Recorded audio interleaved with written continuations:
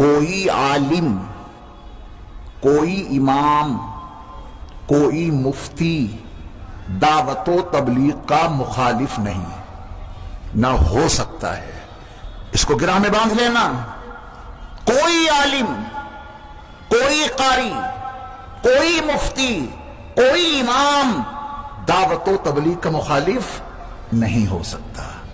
اگر آپ تک کبھی یہ خبر پہنچے کہ فلاں امام صاحب دعوت و تبلیغ کے مخالف ہیں، کہہ دینا کہ ایسا ہو ہی نہیں سکتا، ہم تو 15 روزہ اجلاس سیرت مصطفیٰ میں یہ سن کے آئے ہیں، بالغرامی نے بتایا ہے یہ کوئی عالم، کوئی امام، کوئی مفتی، کوئی قاری دعوت و تبلیغ کا مخالف نہیں ہو سکتا، سب آپ کے ساتھ ہیں، بس آپ جھوٹی باتیں سنانی بند کر دو، غلط معیار قائم کرنا بند کر دو۔ یہ نہ کہو کہ بغیر نکلے ایمانی نہیں بنے گا۔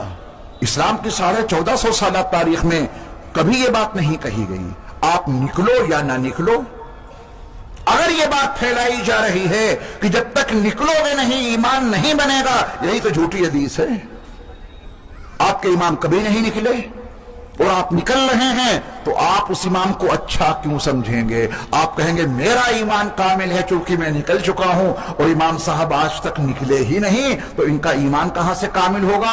اب اختلاف بنے گا اس جھوٹی بات کے نتیجے میں۔ آپ نکلیں یا نہ نکلیں، ایمان کا معاملہ دوسرا ہے۔ اللہ ہم سب کو دین سیکھنے، سمجھنے، سکھانے، سمجھانے، اس کی دعوت، اس کی تبلیغ کے لیے قبول فرمائے۔